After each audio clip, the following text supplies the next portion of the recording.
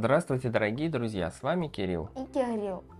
Папа, в прошлом видео мы рассматривали иллюзию, где лягушка стреляет своим языком и ловит жука. Сегодня посмотрим еще какую-нибудь иллюзию. Конечно, для сегодняшней иллюзии нам понадобится вращающееся основание, карточка с линиями,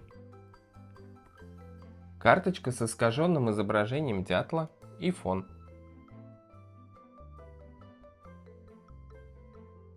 Установим дятла на вращающемся основании.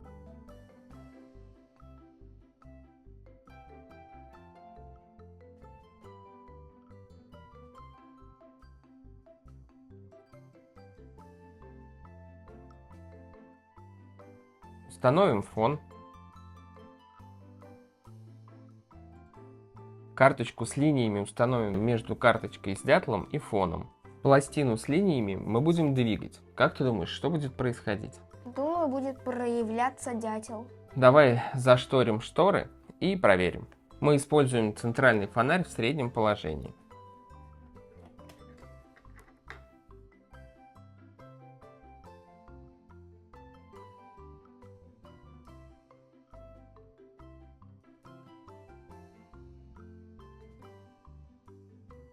Итак, что ты видел? Я видел, как дятел стучит по дереву. Как ты думаешь, почему это происходило? При перемещении карточки с линиями тени накладывались друг на друга, и дятел менял свое положение. Нам казалось, что он движется. Готов подвести итог? Да, сегодня мы рассматривали такую иллюзию. Благодаря перемещению карточки с линиями и наличию карточки с искаженным дятлом мы смогли увидеть, как будто бы дятел стучит по дереву. Моя гипотеза частично подтвердилась. Вначале я предполагала, что мы просто увидим дятла. Но в итоге мы увидели, как дятел стучит по дереву. Увидимся с вами в следующих видео. На этом все. До новых встреч. Пока-пока.